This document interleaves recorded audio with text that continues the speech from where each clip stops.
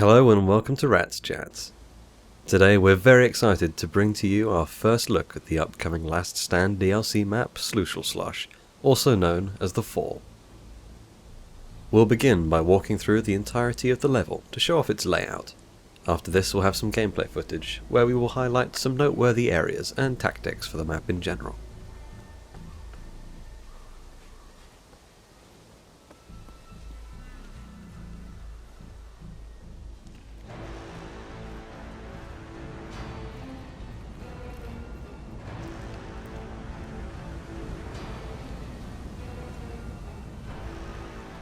This elevated platform is where you begin the level.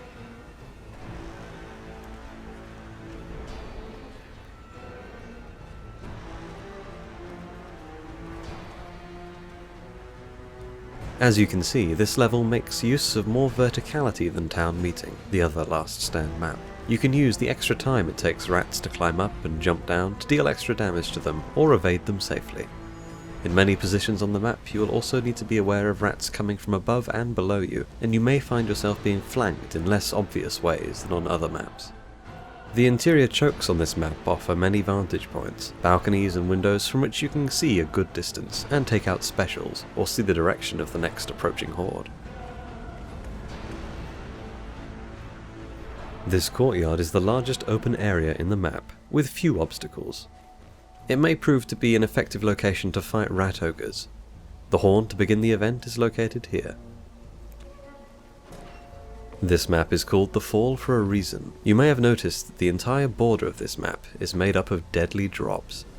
Supply chests unlock after wave 7 here. As you gather them, make sure to watch your step.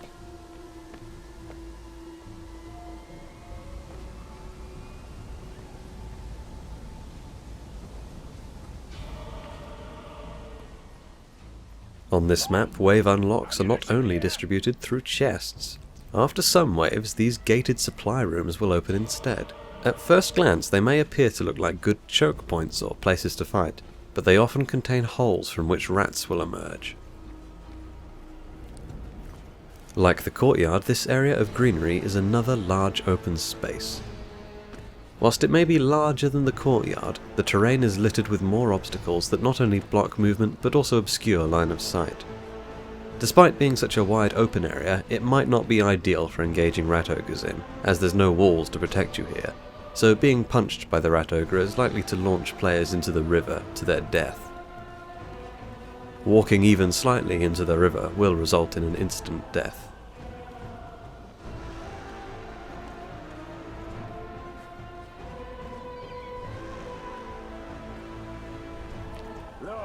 This supply room unlocks after wave 14.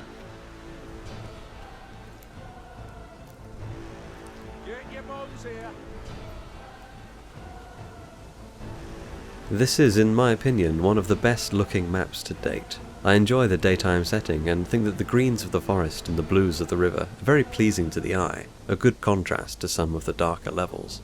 The sound design is also good. The roaring of the river below adds to the sense of height and danger.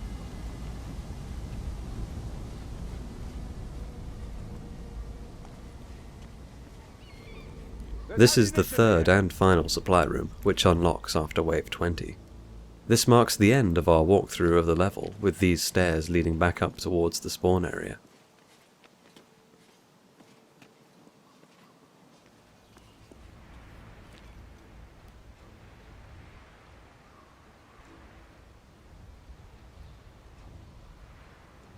From here, you can see the whole of Uberschreik, the Tower of Magnus, the Wizard's Tower.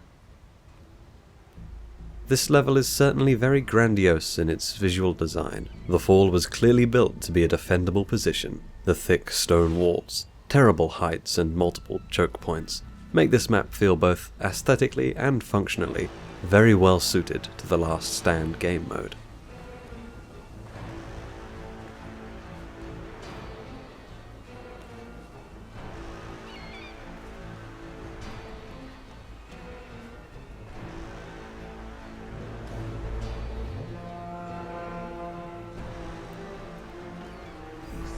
In the west. Incoming vermin! Steady, Dory!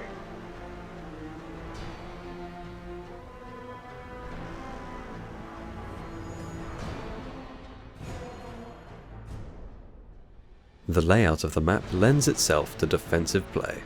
You are offered many defensible corners, some with less than a 90-degree angle from which you can be attacked. This means that a single crowd control weapon, such as the high stagger two-handed hammer, or shields, can protect a team against hordes of clan and slave rats. Some of these chokes also have windows, from which you can engage approaching enemies, and roofs that will protect you against globadiers. More adventurous groups may choose to fight primarily on bridges instead of a choke. There are some distinct advantages to such tactics. The clear line of sight will allow you to identify specials quickly, and the bridges will limit the movement of rats to one or two directions at most. Perhaps the biggest advantage of fighting on a bridge, though, is that you can push and knock rats over the edge, resulting in some cinematic instant kills. Shields or weapons with devastating blow should be especially effective in this pushing role, and it's an especially efficient way to deal with storm vermin waves. There are drawbacks to this tactic though, as gutter runners and storm vermin can push back, knocking players off the edge. The lack of any roof means that there's less protection from globadiers. Rat ogres are a bigger threat on this map compared to others. Being punched by the ogre will more often result in the player being launched from the map to meet an instant death, since there are fewer walls to catch you as you move away from the center courtyard. If you engage the rat ogre on a bridge, you have a good chance to knock it off and kill it with a well-placed bomb.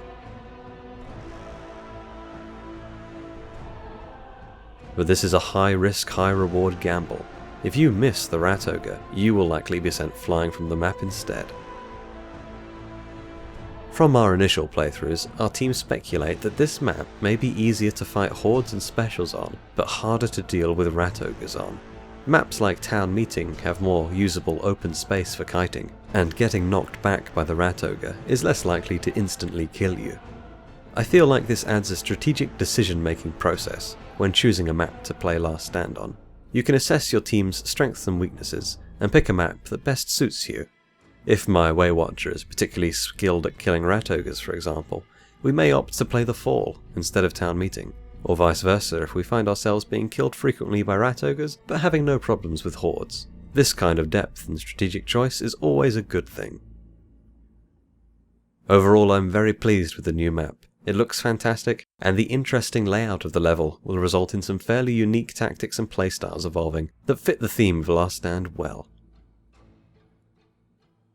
This has been Rats Chats. Thanks very much for tuning in, and we will be back next time with more Vermintide.